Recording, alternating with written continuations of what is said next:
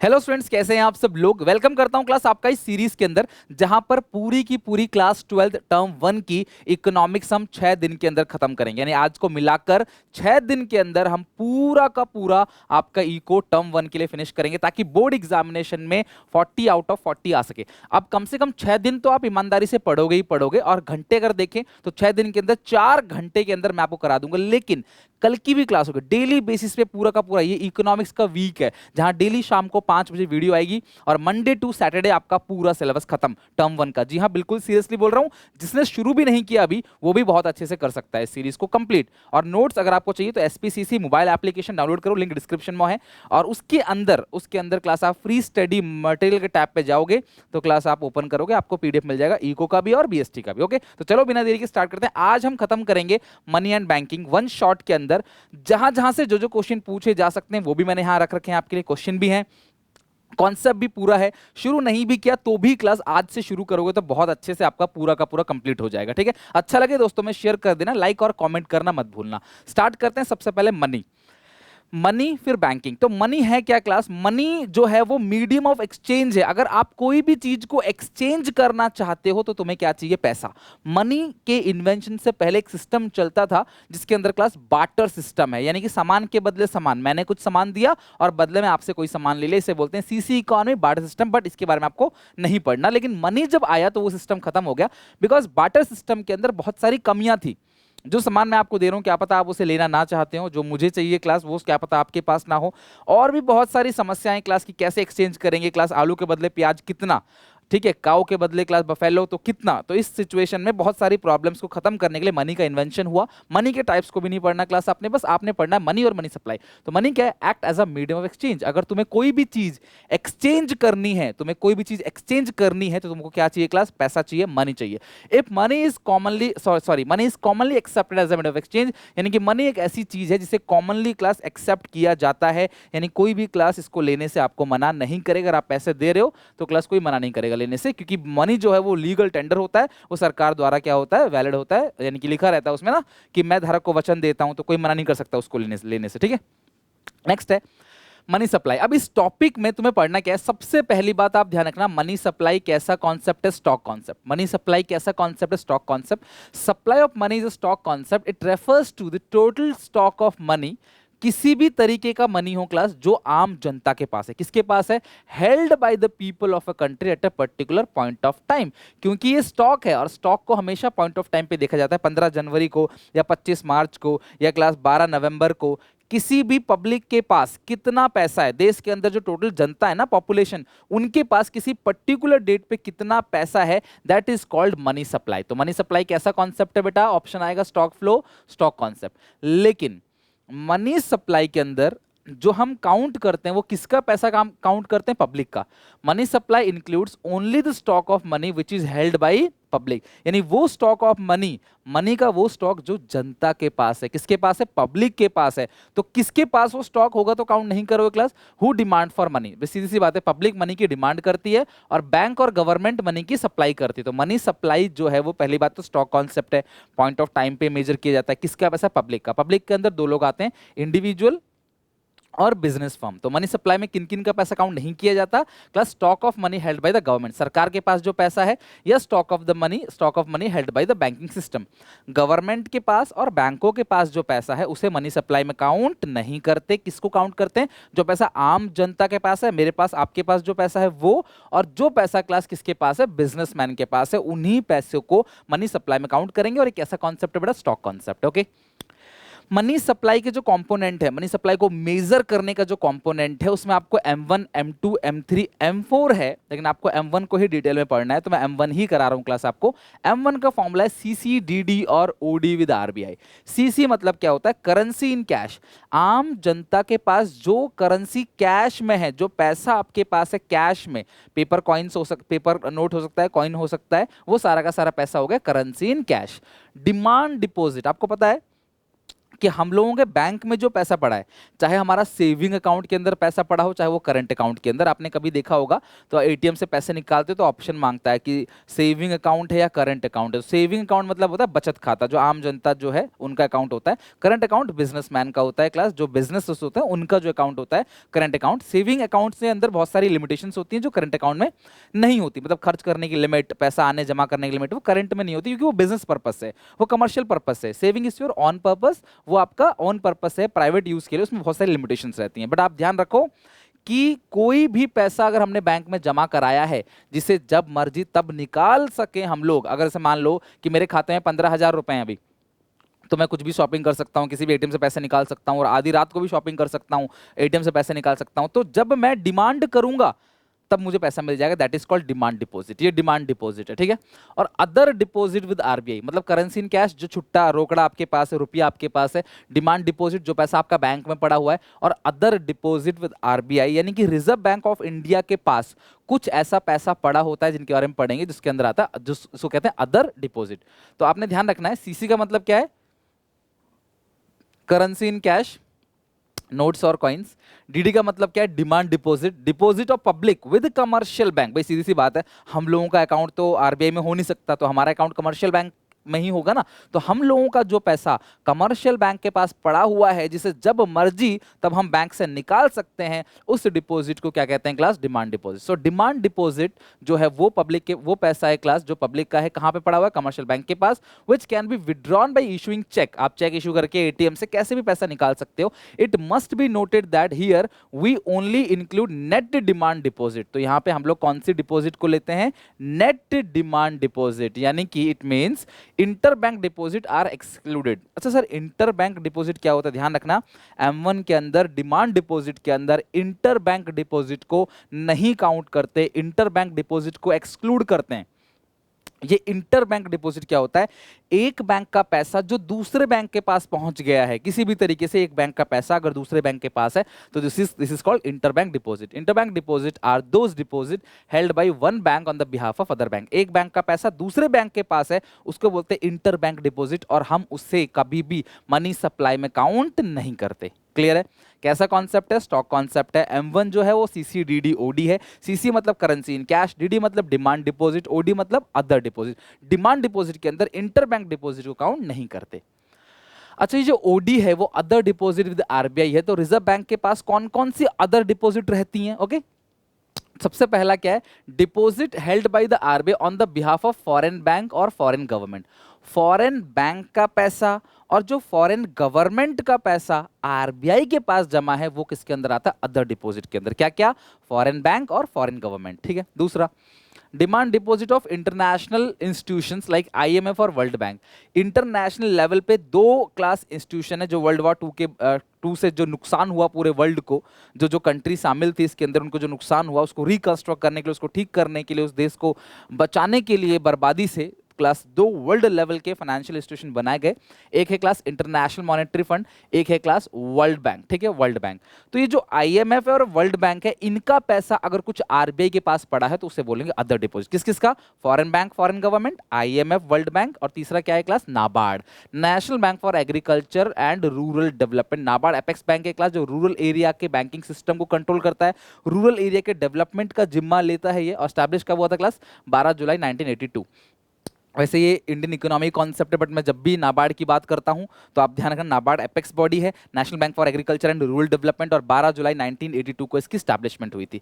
तो तीन पार्टी का पैसा जो आरबीआई के पास पड़ा हुआ है उसे हम लोग अदर डिपॉजिट नाम देते हैं। पहला फॉरेन बैंक, फॉरेन गवर्नमेंट, दूसरा क्या है क्लास बताओ जरा, दूसरा आईएमएफ वर्ल्ड बैंक, और तीसरा नाबार्ड। इनका पैसा जो अदर पड़ा हुआ है आरबीआई के पास, उसको बोलते हैं अदर डिपॉजिट, ओके।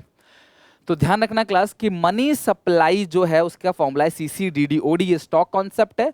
और money supply does not include, क्या क्या इंक्लूड नहीं करते, जो पैसा सरकार का पड़ा हुआ है आरबीआई के पास, और जो पैसा कमर्शियल बैंक का, मतलब गवर्नमेंट और कमर्शियल बैंक का पैसा, तो कहीं भी मनी सप्लाई में काउंट नहीं होगा।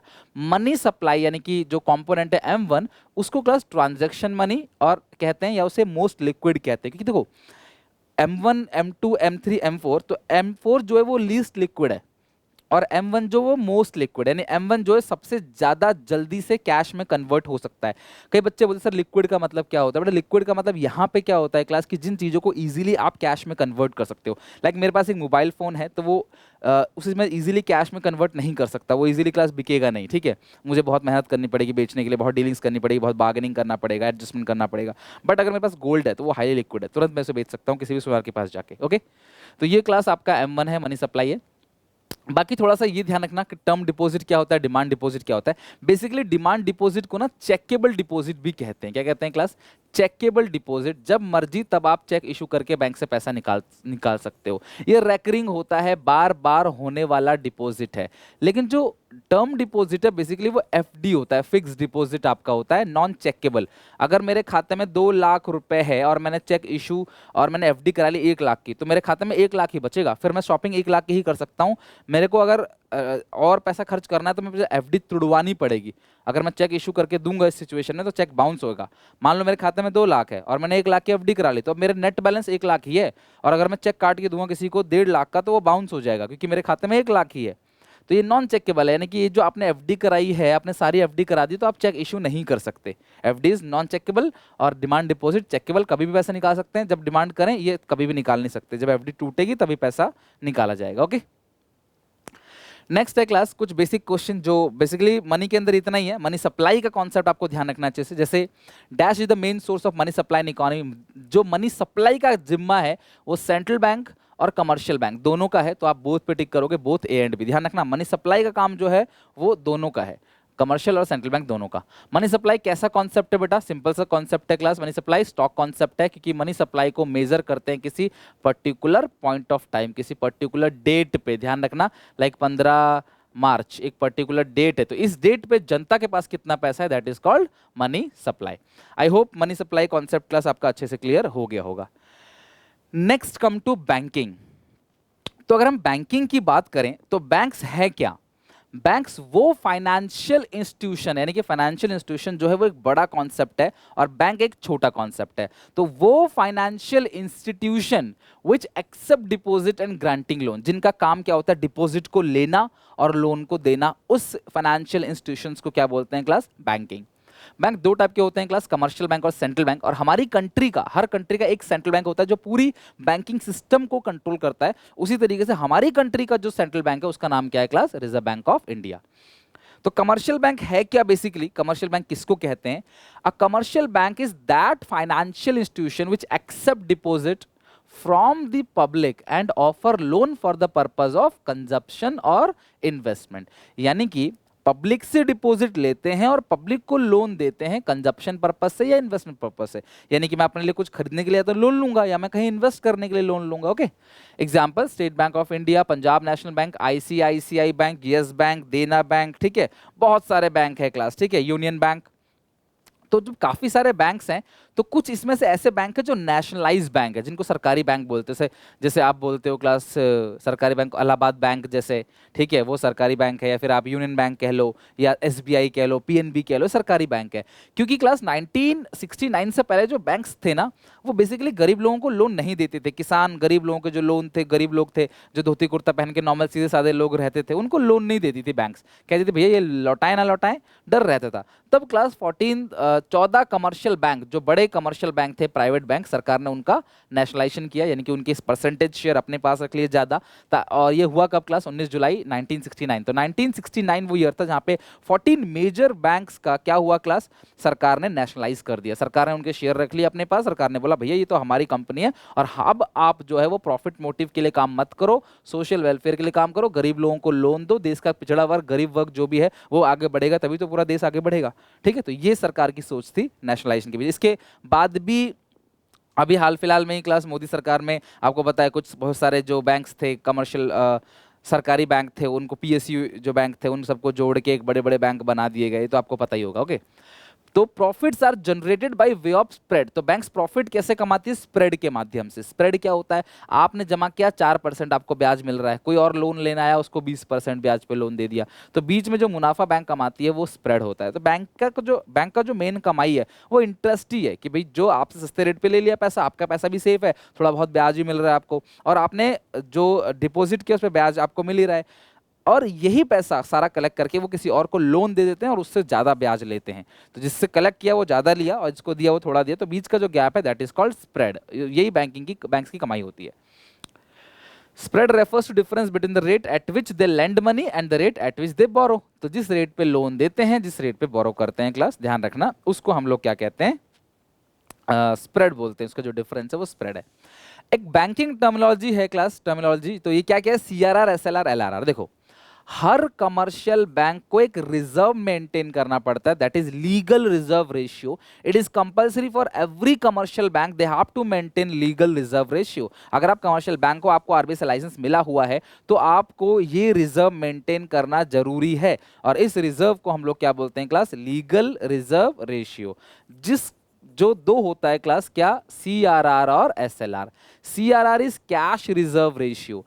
जैसे ही आप कमर्शियल बैंक में पैसा जमा करते हो, तो बैंक उस पैसे को उठा के किसी और को लोन दे देता है, लेकिन बैंक कभी सारा पैसा किसी और को लोन नहीं दे सकता। एग्जाम्पल, अगर मैं बैंक में 1,000 रुपए जमा करूंगा, तो मान लेते हैं सीआरआर 5% है, तो कमर्शियल बैंक इस 1,000 का 5% जो कि बनेगा 50 रुपए, आरबीआई को दे देगा सिक्योरिटी के रूप में। क्योंकि कल को अगर बैंक दिवालिया हो गई, बैंक डूब गई, बैंक को कोई फाइनेंशियल क्राइसिस आया, तो आरबीआई ही बैंक्स की मदद करता है। तो इनिशियल डिपॉजिट का एक फिक्स परसेंट जो कमर्शियल बैंक आरबीआई को देता है, उसको बोलते हैं सीआरआर, कैश रिजर्व रेशियो। और इनिशियल डिपॉजिट का एक फिक्स परसेंट जो कमर्शियल बैंक अपने ही पास रखता है लिक्विड फॉर्म में। किस फॉर्म में, लिक्विड फॉर्म में। लिक्विड मतलब क्या होता है क्लास, कैश फॉर्म में। उसे हम लोग क्या बोलते हैं, एसएलआर। तो कमर्शियल बैंक ये पैसा अपने पास क्यों रखता है, 1,000 में से 50 रुपए आरबीआई को दे दिए, बाकी मान लो क्लास 200 रुपए अपने पास रख लिए। तो बैंक ये अपने पास इसलिए रखता है लिक्विड फॉर्म में। किस फॉर्म में, लिक्विड। तो जब भी मैं बोलूँ लिक्विड, तो इसका मतलब क्या होता है, कैश। ठीक है, लेकिन गोल्ड भी हो सकता है और गवर्नमेंट अप्रूव्ड सिक्योरिटी भी हो सकता है। कुछ सरकारी securities like steel authority, sorry like Ricky, निहाय, मतलब NHAI, नहाय आप कह सकते हो, जो भी है, national highway authority of India, rural electricity corporation of India, ऐसी कंपनी, सरकारी जो कंपनी है, उन कंपनी के शेयर्स में इन्वेस्ट करके रखो जो हाई लिक्विड होते हैं, सेफ भी, या गोल्ड में या कैश में, इनमें रखो। क्यों, क्योंकि क्लास कल को जिसने जमा किया है, अगर वो पैसा वापस मांगने आ गया, आपने तो ये पैसा किसी और को पकड़ा दिया है, फिर आप उनको लौटाओगे कैसे। इसीलिए कमर्शियल बैंक हमेशा क्लास 2 रिजर्व मेंटेन करती है। इसके अलावा भी और रिजर्व्स हैं, जो क्लास बैंकिंग रेगुलेशन एक्ट जो है वो भी रिजर्व बताता है कि आपको ये रिजर्व मेंटेन करना है। क्यों, बैंक पे इतने ज्यादा रिजर्व क्यों लगा रखे हैं, क्योंकि बेटा कल को अगर बैंक डूब गई तो पब्लिक का पैसा नहीं डूबना चाहिए, इसलिए। ठीक है, तो एलआरआर क्या है, मान लो बैंक ने लोन लिया, किसी को दिया, वो भाग गया, लेके जैसे नीरव मोदी जी भाग गए, है ना, नीरव मोदी जी लगा देंगे तो फिर तो मोदी जी जैसा हो जाता है, तो ये नीरव मोदी बोलो खाली। नीरव मोदी जो है वो फरार हो गए पैसे लेके। ये जो विजय माल्या साहब हैं वो भी फरार हो गए पैसे लेके। ऐसे और भी बहुत सारे इंडस्ट्रियलिस्ट और बिजनेस टाइकून हैं जो उधार लेते हैं, बैंकों का पैसा, दिवालिया हो जाते हैं, दे नहीं पाते, वो भाग जाते हैं। ठीक है, या वो दे ही नहीं पाते। तो आम जनता का पैसा जो है वो तब नहीं डूबना चाहिए। लाइक मैंने मुश्किल से कमा के मेहनत से 10,000 रुपए बैंक में जमा किए हैं, और बैंक कह रहा है कि भैया आपका पैसा हमने जिसको दिया था वो भाग गया, तो हम आपको कैसे दें। ऐसा नहीं होना चाहिए। इसीलिए आरबीआई कहती है रिजर्व मेंटेन करो, सीआरआर और एसएलआर। सीआरआर क्या होता है, कैश रिजर्व रेशियो। एसएलआर क्या होता है, statutory liquidity ratio. Initial deposit का एक फिक्स परसेंट जो कमर्शियल बैंक अपने पास रखता है वो एसएलआर है। इनिशियल डिपॉजिट का एक फिक्स परसेंट जो कमर्शियल बैंक आरबीआई को दे देता है क्लास, वो सीआरआर है। दोनों को मिलाकर आता है legal reserve ratio. I hope समझ गए कि कभी भी अगर आप बैंक में पैसा जमा करते हो, तो सारा पैसा तो बैंक कभी लोन दे ही नहीं सकती, उसको रिजर्व मेंटेन करना पड़ेगा। रियल लाइफ में सीआरआर कुछ 4-5% के आसपास होगा, और जो एलआर जो लीगल जो एसएलआर है वो 20-22-24% के आसपास होगा। आपको रियल लाइफ का वो याद करना ही नहीं है, ठीक है, not in syllabus. Okay, commercial bank के जो फंक्शंस हैं वो सिलेबस में नहीं है, लेकिन इतना आपको पता होना चाहिए, कमर्शियल बैंक पब्लिक से डिपॉजिट को एक्सेप्ट करता है और कमर्शियल बैंक पब्लिक को लोन देता है। तो डिपॉजिट को लेना कमर्शियल बैंक का काम है, लोन देना कमर्शियल बैंक का काम है। इसके अलावा भी हजारों फंक्शंस होते हैं कमर्शियल बैंक के, बहुत सारे फंक्शंस होते हैं, आपको नहीं पढ़ना। एक फंक्शन आपको पढ़ना है, इससे न्यूमेरिकल पूछा जाएगा या फॉर्मूला, ध्यान समझना, और वो फंक्शन है class credit creation by commercial bank. Commercial bank आपका 1,000 रुपए 10,000 बना देता है। कमर्शियल बैंक आपके 100 रुपए को 500 रुपए बना सकता है। किस तरीके से, देश में पैसा फैलाने की जिम्मेदारी जो है वो कमर्शियल बैंक के ऊपर है। और कमर्शियल बैंक इसे कैसे करता है क्लास? कमर्शियल बैंक का एक फंक्शन होता है, एक फॉर्मूला होता है, इसको बोलते हैं डिपॉजिट मल्टीप्लायर। कमर्शियल बैंक आपके पैसों को कई गुना बना देता है। कितने गुना बनाता है उस चीज को जानने के लिए हम पढ़ते हैं डिपॉजिट मल्टीप्लायर या मनी मल्टीप्लाई, जिसका फॉर्मूला होता है 1/LRR। अगर आप परसेंटेज में नहीं लिखना चाहते तो आप ऐसे भी लिख सकते हो। अगर आप चाहते हो कि आप परसेंटेज में ये थोड़ा और बेहतर बना सको, तो आप सिंपल बना सको मतलब, तो आप ये लगा लो फॉर्मूला 1/LRR इंटू 100। तो आपको फिर डिवाइड में 100 करने की जरूरत ही नहीं, ऊपर भेजने की जरूरत ही नहीं, सीधा 1/LRR इंटू 100, ये पता पड़ जाएगा कि आपका पैसा कितना गुना होने वाला है। और LRR क्या है ये आपको बेहतर पता है, समझ रहे हो बात को? LRR क्या है? मान लेते हैं लीगल रिजर्व रेशियो 10% है, यानी कि जितना भी पैसा आपके पास डिपॉजिट आएगा उसका 10% ब्लॉक हो जाएगा CRR और SLR में, बाकी सर आप लोन दे सकते हो, ठीक है। तो फॉर्मूला क्या है डिपॉजिट मल्टीप्लायर का? 1/LRR, मैंने कहा इंटू 100 लगा देना तो ज़्यादा आसान होगा, या फिर 10% है तो 10/100, अल्टीमेटली ऊपर 100 चला जाएगा, तो बात तो बराबर ही है ना। तो आप फॉर्मूला क्या लगाओगे? 1/LRR into 100।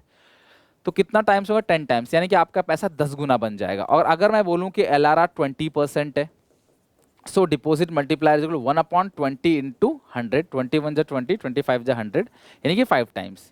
अगर मैं बोलूँ LRR 25% है, ऐसे क्वेश्चन पूछेगा आपको, LRR 25% है, तो डिपॉजिट मल्टीप्लायर क्या होगा? 1/25 इंटू 100, तो ये आएगा 4 टाइम्स। क्या आएगा? 4 टाइम्स। और LRR अगर 50% है, 50%, तो डिपॉजिट मल्टीप्लायर कितना आएगा? 1/50 into 100, that is 2 times.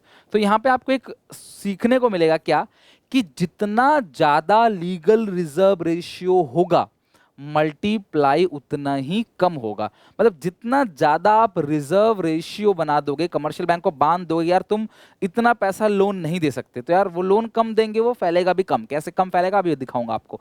But ध्यान रखना कि LRR के बीच में और डिपॉजिट मल्टीप्लायर के बीच में इनवर्स रिलेशनशिप है, ये बढ़ता चला जा रहा है, ये घटता चला जा रहा है। मतलब जितना ज्यादा तुम कमर्शियल बैंक के ऊपर रिजर्व लगाओगे, कमर्शियल बैंक उतना ही क्लास जो है परेशान हो जाएगा लोन देने में। लोन कम देगा तो मल्टीप्लाई भी कम होगा। अगर मेरे को लोन कम मिला तो मैं काम कम करूंगा, सीधी सी बात है। मेरा काम मतलब, मेरे को मान लो एक बिजनेसमैन हूं, मुझे लोन कम मिला तो मैं ऑपरेशन छोटा करूंगा, स्केल छोटा करूंगा, कम लोगों को नौकरी मिलेगी उसमें। मेरे को बड़ा लोन मिला तो मैं ज्यादा काम करूंगा, ज्यादा लोगों को नौकरी मिलेगी। लेकिन क्लास यहाँ पे कमर्शियल बैंक के ऊपर बंदी से लगाना तो जरूरी है, नहीं तो कमर्शियल बैंक डुबा देंगे, आपको पता है सब कुछ। तो इसीलिए क्लास LRR जितना बढ़ेगा डिपॉजिट मल्टीप्लायर उतना ही क्या होगा? कम होगा। So there is inverse relationship. ये क्लियर हो गया। अच्छा, कमर्शियल बैंक आपका 1000 रुपए लेगी तो 10,000 कैसे बना देगी, उसको जरा हम स्टडी करके देख लेते हैं किस तरीके से एक्चुअली में ये वर्क करता है। सुनना मेरी बात को। आपने बैंक में 1000 रुपए जमा कर दिए, ठीक है, सुनना मेरी बात, आपने 1000 रुपए जमा कर दिए। और जब भी मैं बोलूं कमर्शियल बैंक, तो मैं सारे कमर्शियल बैंक की बात कर रहा हूं। मैं SBI की, PNB की, IDBI की, ICICI की बात नहीं कर रहा ना, HDFC की बात कर रहा हूं मैं। बात को सारे कमर्शियल बैंक की। तो आपने जमा किया कितना क्लास? 1000। तो कमर्शियल बैंक 1000 का 1000 किसी को लोन तो नहीं दे सकती। कमर्शियल बैंक LRR मेंटेन करेगी 10%। मैं मान लेता हूं, वी अज्यूम LRR इज 10%। ये हमने अज्यूम कर लिया कि LRR 10% है। तो 1000 का 10% 100 रुपए तो ब्लॉक हो गया, वो लोन नहीं दे सकते किसी को, LRR मेंटेन हो गया। तो वो लोन कितना देंगे? 900 रुपए। यानी कि 1000 रुपए जो आपका डिपॉजिट हुआ है उसमें से 900 रुपए ही लोन दे पाएंगे। अब मान लो मैं एक बंदा हूं, मैंने वो लोन ले लिया बैंक से, मैं क्या करूंगा उस पैसे का? बताओ। जो मैंने बैंक से लोन लिया है, क्या रास्ता है मेरे पास? मैं क्या करूंगा उस पैसे का? या तो मैं उस पैसे से किसी और का कर्जा लौटा दूंगा, किसी और को पेमेंट कर दूंगा। ठीक है, मैं फोन कर रहा हूँ, भाई मैं तेरे को पेमेंट करूँ, देख तेरे अकाउंट में आ गया पैसा, मैं जीपे कर रहा हूँ, गूगल पे कर रहा हूँ, या अकाउंट ट्रांसफर कर रहा हूँ, फोन पे कर रहा हूँ, पेटीएम, जो भी कुछ कर रहा हूँ, आगे कि नहीं चेक कर। तो अल्टीमेटली मैं उसके बैंक में पैसे जमा करूंगा। या मैं कोई, मेरा टीवी खरीद लिया मैंने, या फ्रिज खरीद लिया मैंने क्लास, ठीक है, या कोई घर खरीद लिया, तो ये पैसा मैंने उसके अकाउंट में ट्रांसफर कर दिया। या मैं कहीं किसी प्रॉपर्टी में किसी कंपनी के शेयर्स खरीदूंगा या कुछ इन्वेस्टमेंट करूंगा। अल्टीमेटली मैं घर पे पैसा रखने के लिए तो लोन लूंगा नहीं, मैं लोन से किसी को पेमेंट करूंगा। जब मैं किसी को पेमेंट कर रहा हूं तो अल्टीमेटली पैसा उसके बैंक में जा रहा है, तो बैंक के पास फिर से ये 900 रुपए दोबारा बैंक के पास क्या होगा? डिपॉजिट आ गया। यानी कि बैंक ने 1000 में से 100 मेंटेन किया और 900 रुपए का लोन दिया। ये लोन मेरे को दिया, मैंने अल्टीमेटली किसी और के खाते में जमा करा, अल्टीमेटली पैसा बैंक के पास आ गया। अब बोलेंगे सर अगर आप ये खाते में जमा नहीं करते, कैश से निकाल लेते हो, तो कैश लेके रख लेते हो, तो बेटा इस पूरे टॉपिक को पढ़ने से पहले अजम्पशन है कि सारे ट्रांजेक्शन बैंकिंग सिस्टम के थ्रू ही होंगे। तो ये अजम्पशन है, इसी के बाद ही मैं सिखा रहा हूँ आपको। अगर आप ऐसा बोलो कैश क्लियर, तो ये टॉपिक क्लियर नहीं हो पाएगा। तो हम ऐसा मानेंगे सारी पेमेंट बैंकिंग सिस्टम के थ्रू ही होगा, नॉट कैश। तो 900 रुपए जो है फिर से बैंक जैसे मान लो आप हो, आपको स्कूल की फीस भरनी है, आपने बैंक से लोन लिया और स्कूल की फीस भरी, है ना, और स्कूल वालों के बैंक में पैसा आ गया, तो अल्टीमेटली बैंक में तो पैसा फिर से आ गया, बैंक ने अपने यहाँ से पैसा निकाला और दोबारा बैंक में पैसा आ गया, तो 900, भले वो बैंक अलग हो, बट मैं कमर्शियल बैंक की बात करूँ, 900 रुपये बैंक के पास फिर आ गया। फिर 900 रुपये जब आ गया तो बैंक के लिए नया डिपॉजिट 900 रुपये है, तो बैंक एलआरआर मेंटेन करेगा 10%, फिर उसी 900 में से लोन जाएगा 810। तो जो उसी 1000 में से आपको क्या लगता है, मेरे बैंक में अगर 1 लाख रुपए पड़े हुए हैं, तो क्या एक्चुअली में कहीं 1 लाख रुपए रखे होंगे? नहीं, सिर्फ मैसेज आ रहा है मेरे पास, हाँ आपके पास 1 लाख है, मैं अकाउंट में देख सकता हूँ हाँ 1 लाख है, लेकिन रियल में पैसा किसी और के पास पड़ा होगा, वो रियल में थोड़ी बैंक कोई पैसा मेंटेन करके रखता है। तो उसी पैसे से देखो 900 का लोन दे दिया, उसी से 810 का लोन दे दिया है। फिर ये 810 रुपए जो है जिसको लोन दिया वो किसी की पेमेंट करेगा, किसी क्रेडिटर की पेमेंट करेगा, अल्टीमेटली फिर से वो बैंक में पैसा आ जाएगा, अगले अकाउंट में आ जाएगा। फिर 810 का 10% 81 रुपये एलआरआर मेंटेन होगा और 729 जो है वो लोन जाएगा, फिर 729 दोबारा डिपॉजिट होगा। ये प्रोसेस चलता चला जाएगा और लास्ट में जो आपने 1000 रुपये डिपॉजिट किया था वो आपका 10,000 हो जाएगा, ठीक है। और एलआरआर 10% है, 10,000 10% हो गया 1000 रुपये एलआरआर, तो बाकी जो 9,000 है वो आपका लोन। सोचो आप 1000 रुपये से डिपॉजिट को 10,000 बना देते हो, 9,000 का लोन दे देते हो और 1000 रुपये एलआरआर मेंटेन कर लेते हो। तो सर ये आपको कैसे पता चला कि 1000 होगा और यहाँ क्या भरेंगे? तो 10,000 में से आप इन सबको घटा दो, जो बैलेंस आएगा ये ऑल अदर राउंड है, मुझे नहीं पता कितने राउंड है, बहुत सारे राउंड होंगे, तो ये सारा ऑल अदर राउंड में आ जाएगा। 9,000 में से सारा घटा दो, जो बचेगा ऑल अदर राउंड, 1000 में से सारा घटा दो, जो बचेगा वो आएगा ऑल अदर राउंड। तो सर ये 10,000 कैसे हुआ? ध्यान समझना मेरी बात, यहां पे मैं 3 चीजें ले रहा हूं, 3 चीजें। सबसे पहला इनिशियल डिपॉजिट, इनिशियल डिपॉजिट जो कि है 1000 रुपए, ठीक है, और एलआरआर आपका दे रखा है कितना 10%, और आपको निकालना क्या है टोटल डिपॉजिट। मैं मेरी बात ध्यान सुनो, क्योंकि देखो यहाँ पे इन चारों चीजों से बनाकर हम क्वेश्चन बनाएंगे, इन चारों चीजों में से कोई भी तुम्हें 2 चीज गिवन हो, बाकी 2 निकाल लोगे, ध्यान समझना। तो मुझे बताओ डिपॉजिट मल्टीप्लायर का फॉर्मूला क्या था? 1/LRR × 100। तो इस पर्टिकुलर क्वेश्चन में जो पैसा होगा वो 10 गुना हो जाएगा, तो डिपॉजिट मल्टीप्लायर आ गया 10, और 1000 का 10 गुना कितना होता है? 10,000। मतलब मैं कह सकता हूं कि इनिशियल डिपॉजिट, हालांकि ये फॉर्मूला नहीं है, लेकिन अगर आप फॉर्मूला बनाओगे तो बन जाएगा, इनिशियल डिपॉजिट को तुम डिपॉजिट मल्टीप्लायर से मल्टीप्लाई कर दोगे तो क्या आ जाएगा? Total deposit. और डिपॉजिट मल्टीप्लायर का फॉर्मूला क्या है? 1/LRR, simple.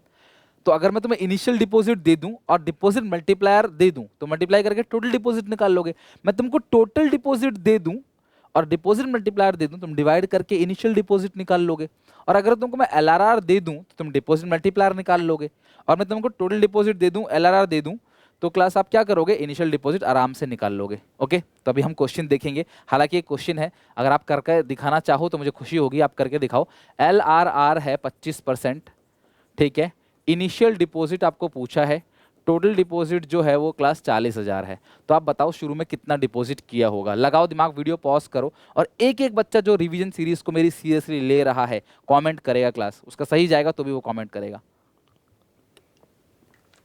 पता तो चले ना कि आप लोग परफॉर्म कैसे कर रहे हो। तो रिवीजन है, फॉर्मेलिटी नहीं, पूरा रिवीजन होगा A to Z, डीपली हर एक चीज, जैसे कंप्लीट रिवीजन है, और 6 क्लासेस के अंदर ही। तो यार 6 क्लासेस के अंदर अगर तुम्हें 40 नंबर मिल रहे हैं तो यार क्यों पीछे हटना, है ना। तो बेटा देखो, डिपॉजिट मल्टीप्लायर का फॉर्मूला होता है 1/LRR, 1/25 × 100। तो डिपॉजिट मल्टीप्लायर आ गया 4 टाइम्स, क्या आ गया? 4 टाइम्स। तो किसका 4 गुना, मतलब इनिशियल डिपॉजिट जो भी होगा इसका 4 गुना टोटल डिपॉजिट आएगा। तो किसका 4 गुना 40 है? 10,000। बताओ सही था कि नहीं? तो आप क्या करोगे? Initial deposit is equal to 40,000 upon 4। तो इनिशियल डिपॉजिट जो आ जाएगा वो कितना आ जाएगा क्लास? आपका 10,000। तो जो इनिशियल डिपॉजिट है वो आपका आ चुका है कितना क्लास? 10,000 रुपीज। ओके, तो इस तरीके से क्लास आप क्वेश्चंस को कैलकुलेट कर सकते हो। और एक क्वेश्चन मैंने क्लास यहाँ भी रखा हुआ है, बिकॉज कमर्शियल बैंक में ये क्वेश्चन बहुत इंपॉर्टेंट है। If the total deposit of the bank is 2 lakh, total deposit 2 lakh है, एलआरआर 25%, तो अभी बताया था ना 25/100 4 टाइम्स, तो किसका 4 टाइम 2 लाख होगा? किसका 4 टाइम 2 लाख होगा? 2 लाख को 4 से डिवाइड दे दो तो आंसर आएगा 50,000। तो इनिशियल डिपॉजिट जो है क्लास वो है 50,000 करोड़, और इसका जो 4 टाइम्स है वो आ जाएगा आपका 2 लाख करोड़। करोड़ को इग्नोर करना है आपने, करोड़ से कोई लेना देना नहीं है, कहीं आप जीरो लगाने लगो, है ना। तो ये आपने क्लास ध्यान रखना है कि इस तरीके से आसानी से कोई भी 2 चीजें दी हो। अच्छा, अगर मैं तुमको ये बोलूँ कि इनिशियल डिपॉजिट है 25,000, टोटल डिपॉजिट जो है वो 1,25,000 है, तो आपको बताना है कि एलआरआर कितना है ना। तो मुझे बताओ कितना गुना हो गया, इनिशियल डिपॉजिट है 25, टोटल 1 25, कितना गुना हो गया 5 गुना, तो डिपॉजिट मल्टीप्लायर कितना आ गया 5। अब तुम मुझे बताओ, यानी कि 1 25 को 25 से डिवाइड दे दिया। अब LRR यानी कि डिपॉजिट मल्टीप्लायर का फॉर्मूला क्या होता है क्लास, डिपॉजिट मल्टीप्लायर का फॉर्मूला क्या है 1/LRR इंटू 100, सॉल्व करोगे क्लास LRR आएगा 100/5 दैट इज 20%। तो कैसा भी क्वेश्चन आए मैंने तुम्हें पूरा अच्छे से करा दिया है। और तुम्हारी जिम्मेदारी है कल की सुबह होने से पहले, ध्यान रखना, कल का सूरज देखने से पहले तुम्हें ये पूरा का पूरा अच्छे से लर्न होना चाहिए। मैं डिस्क्रिप्शन बॉक्स में लिंक डाल दूंगा इसके MCQ का, इसके MCQ पूरे मनी के भी और बैंकिंग के भी, सारा MCQ बना लेना इसका। बेटा मेरा मेन मोटो सिर्फ ये है कि इस बार टर्म 1 में क्लास आपको समझ लो आग लगा देनी है। पेपर जो है वो किसी बच्चे का नहीं छूटना चाहिए, और 40 में से 40 नहीं आए, 39 आए, 38 आए, 35 आए, 30 आए, बट उससे कम नहीं किसी बच्चे के भी। ध्यान रखना, एक भी बच्चा जो में से सिंसियरली पढ़ रहा है और जो बस एक यूट्यूब वीडियो की तरह ले रहा है, यार आपसे रिक्वेस्ट है, अगर टाइम दे रहे हो यहाँ पे 10-15 मिनट, आधा घंटा भी, तो यार जम के मेहनत करो। मैं बिल्कुल जल्दीबाजी नहीं कर रहा, तसल्ली से आराम से। वन शॉट रिवीजन एक और आएगा, वो बिफोर एग्जाम आएगा, जिसमें कंप्लीट सिलेबस का रिवीजन एक ही वीडियो में होगा। बट अभी नहीं, अभी मैं 6 क्लासेस लूंगा बिकॉज अभी टाइम है।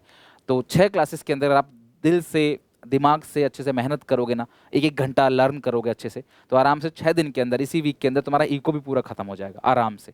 Okay, next central bank. अब बात करते हैं सेंट्रल बैंक की। तो सेंट्रल बैंक क्या है बेटा, सेंट्रल बैंक एक एपेक्स बैंक है। ध्यान रखना कैसा बैंक है, एपेक्स। एपेक्स का मतलब सुप्रीम कंट्रोलर, जो पूरी कंट्री की बैंकिंग सिस्टम को कंट्रोल करता है। देश के अंदर जितने भी बैंक हैं, जितने भी क्लास बैंक से छोटे बड़े बैंक जो भी हैं, नेशनलाइज प्राइवेट, उन सब बैंक पे क्लास जो कंट्रोल है वो RBI का। मैं अपनी पूरी ईमानदारी से कमाया हुआ पैसा, मेहनत से कमाया हुआ पैसा बैंक में दे देता हूं, तो मुझे भरोसा है कि यार RBI मेरा पैसा डूबने नहीं देगा। मुझे RBI पे, अपनी सरकार पे भरोसा है, तभी मैं ऐसा कर रहा हूं।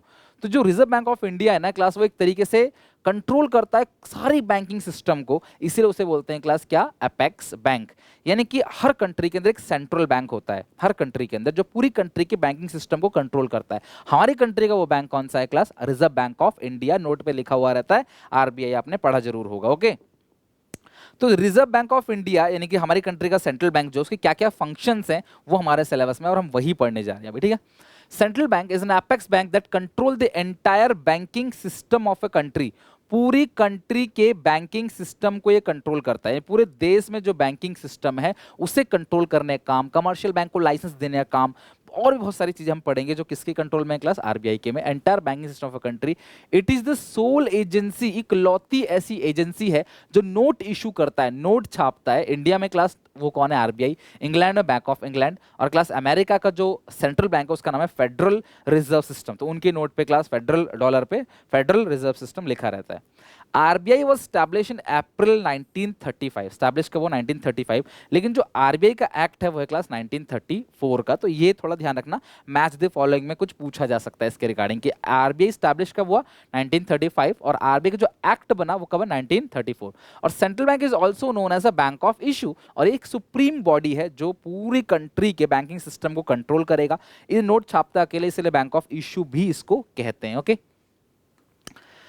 Functions of central bank. अब सेंट्रल बैंक के फंक्शंस क्या क्या हैं, सेंट्रल बैंक काम क्या क्या करता है, ध्यान से अच्छे समझना कि सेंट्रल बैंक के फंक्शंस क्या क्या हैं।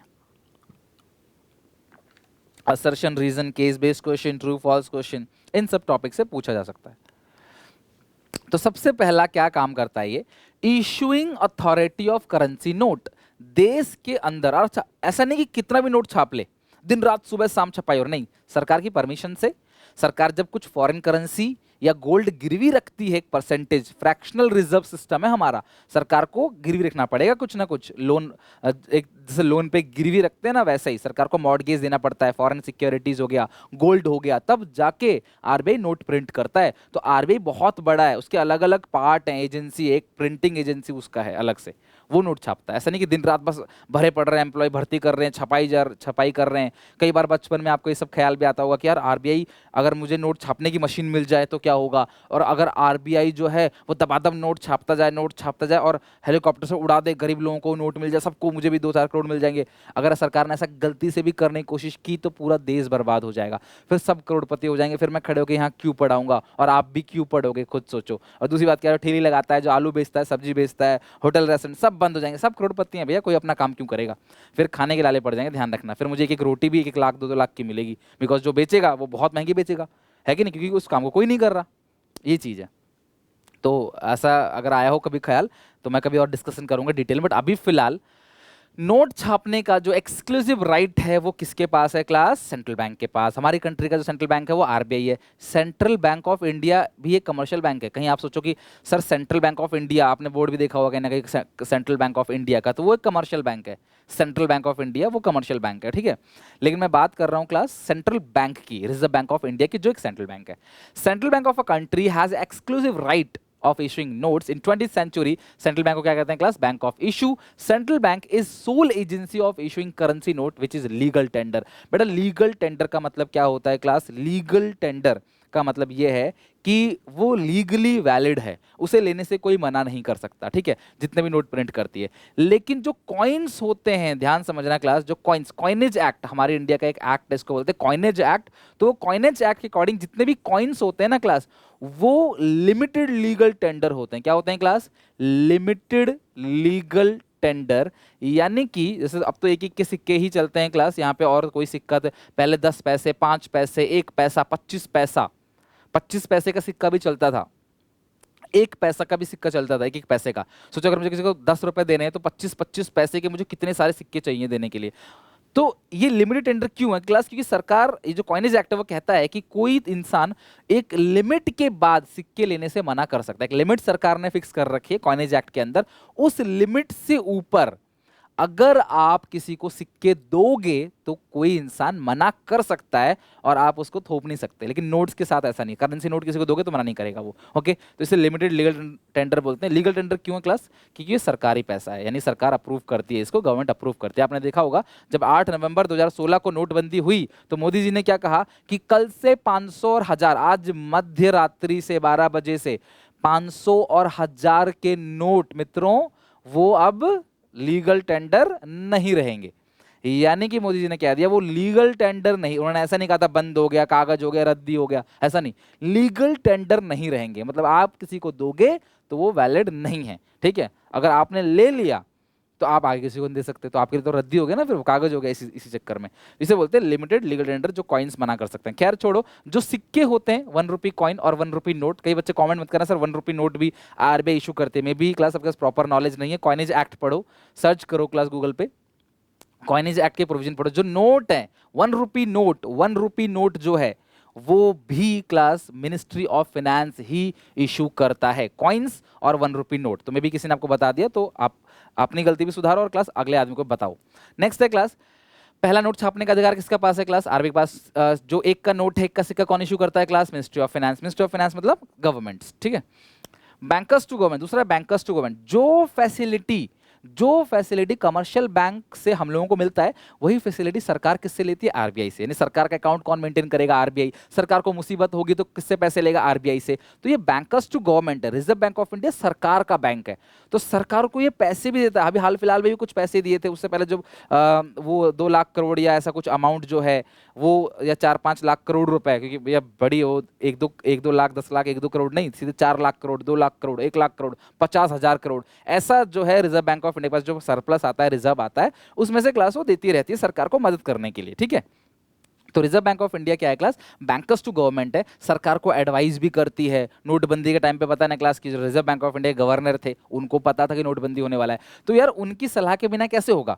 तो ये सरकार को सरकार का सलाहकार है आरबीआई, सरकार की बहुत मदद करता है हर डिफिकल्ट सिचुएशन में। सरकार थोड़ी इतने कोई जानकार होते हैं, पढ़े लिखे होते हैं। आरबीआई के अंदर लोग पढ़ लिख के जो है सिलेक्शन होके आए हुए हैं, उनके पास प्रॉपर नॉलेज है, वो सरकार की फाइनेंशियल मैटर पे क्या करते हैं? मदद करते हैं। तो देखो जब भी देश की बात आती है, फाइनेंस मिनिस्टर निर्मला सीतारमन है हमारे देश की फाइनेंस मिनिस्टर, वो या जो रिजर्व बैंक ऑफ इंडिया है वो सब लोग मिलकर डिसीजन लेते हैं।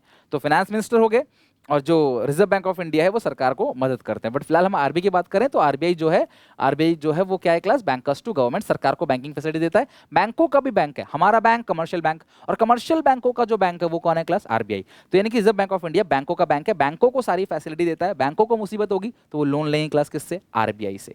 सुपरवाइजरी बैंक, यानी कि ये बैंकों का सुपरवाइजर है, बैंकों को देखता है, ऊपर से पूरी निगरान रखता है, बैंक सही से काम कर रहे कि नहीं कर रहे, कोई इलीगल एक्टिविटी तो नहीं कर रहे, कुछ ऐसा गलत तो नहीं कर रहे जिससे पब्लिक का पैसा डूब सकता है, एक लिमिट से ज्यादा लोन तो नहीं दे रहे, इनको पता है सिक्योरिटी नहीं है फिर भी लोन तो नहीं दे रहे। कई बार बैंक मैनेजर लालच चक्कर में ज्यादा लोन दे देते हैं, कंपनी के एनपीए हो जाते हैं, नॉन परफॉर्मिंग असेट, है ना।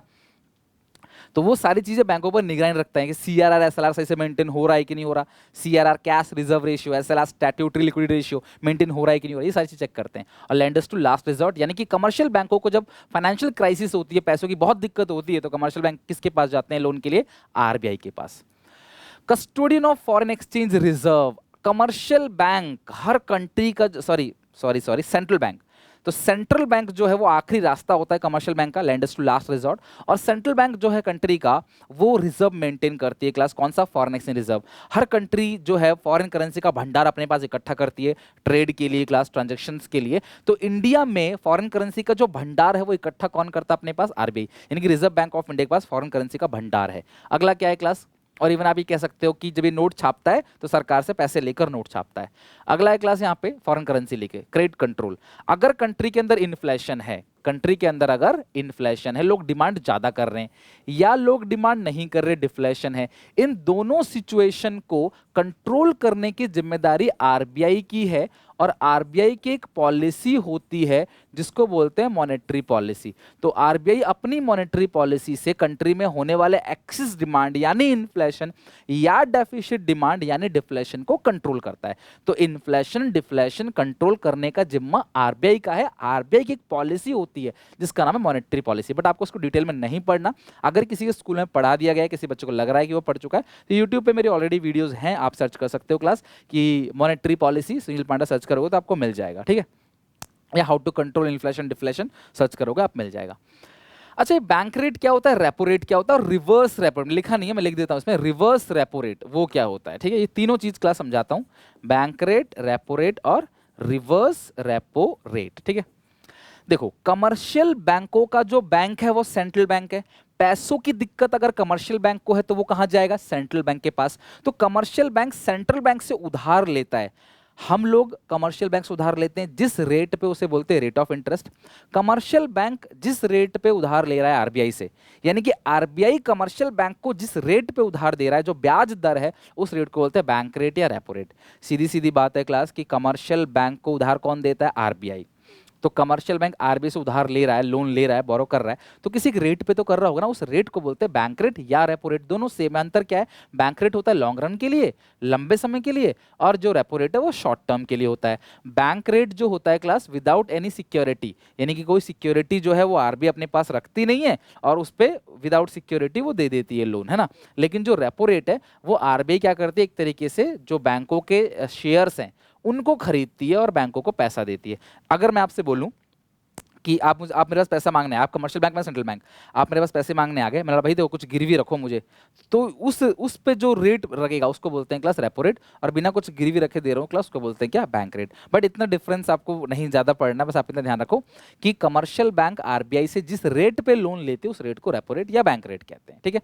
लेकिन कभी कभी क्या होता है, कमर्शियल बैंक के पास भरपूर पैसा आ जाता है, कमर्शियल बैंक के पास अच्छा खासा पैसा इकट्ठा हो गया, जैसे नोटबंदी के बाद हुआ है ना, तो उस सिचुएशन में कमर्शियल बैंक आरबीआई को उधार दे देती है।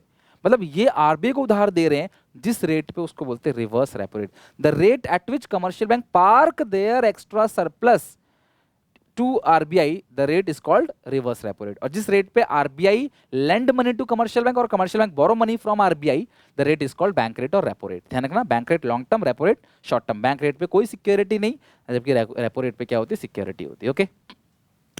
तो ये हमारा पूरा का पूरा चैप्टर क्लास फिनिश हो गया, मनी का भी और बैंकिंग का भी। आई होप क्लास आप इन सब क्वेश्चंस की अच्छे से प्रैक्टिस करके रेडी रहोगे, इसके एमसीक्यू सीरीज बनाओगे, और अगली क्लास होने से पहले ये मत करना कि बाद में पढ़ लूंगा, नहीं, अगली क्लास होने से पहले पुराना पूरा क्लियर होना चाहिए। ऐसी पहले मैक्रो फिर इंडियन आपका पूरा खत्म कराऊंगा। बाकी डिफरेंस की बात करें तो अगर मैं बात करूं डिफरेंस की, तो कमर्शियल बैंक जो है, जो कमर्शियल बैंक है उनका मेन जो मोटिव होता है क्लास वो प्रॉफिट कमाना होता है, जबकि जो सेंट्रल बैंक है उनका जो मेन मोटिव होता है वो सोशल वेलफेयर करना है। जबकि ये नोट छापते हैं, नोट नहीं छापते, फॉरेन करेंसी कस्टडी में रखते हैं, ये नहीं रखते। आरबीआई जो है वो क्लास सेंट्रल बैंक से और सरकार से डिपॉजिट लेता है, जबकि कमर्शियल बैंक सिर्फ आम जनता से डिपॉजिट लेती है। इनका मेन मोटो है देश के अंदर स्टेबिलिटी रहे, इन्फ्लेशन डिफ्लेशन ना हो, सोशल वेलफेयर, ये सब इनके क्लास मेन मोटिव है। जबकि कमर्शियल बैंक का मेन मोटिव क्या होता है पता ना? प्राइवेट बैंक का क्या होता है? काटते हैं दबा के, यानी कि ये चार्ज हो गया, ये चार्ज इंटरेस्ट का, ये चार्ज हो गया, कुछ भी गलती होगी, ज़्यादा लोन नहीं चुका पाए, बहुत ज़्यादा चार्ज, एटीएम का चार्ज, इसका चार्ज, उसका चार्ज, जमा करने का पैसा, जमा करने का भी चार्ज है। मतलब अगर आप पैसे जमा करते हो ना तो भी आपको क्लास देना पड़ेगा कुछ ना कुछ एक्स्ट्रा। अगर मैं जमा कर रहा हूँ तो भी मुझसे चार्ज लेते हैं, बताओ। तो ये है प्राइवेट बैंक्स का खेल। बट खैर जो भी है, मैंने आपको पूरा का पूरा चैप्टर अच्छे से करा दिया, हर एक चीज़ का रिवीजन कर दिया। जो भी चीज़ नई सीखने को मिली क्लास, आपको अगर कोई चीज़ लग रही है कि रह गई है तो प्लीज़ कमेंट सेक्शन में प्लीज़ लिख देना, ताकि सारे बच्चों से रिवाइज कर ले। बट यहाँ पे सारी चीज़ें ऑलरेडी कवर है। तो मेरी तरफ से class thank you very much. मिलते हैं नेक्स्ट वीडियो में क्लास, यानी कल मिलते हैं नए चैप्टर का वन शॉट, यानी गवर्नमेंट बजट का पूरा शुरू से लेकर अंत तक विद क्वेश्चंस हम लोग रिवीजन करेंगे। ठीक है, बाय बाय, मिलते हैं नेक्स्ट वीडियो में।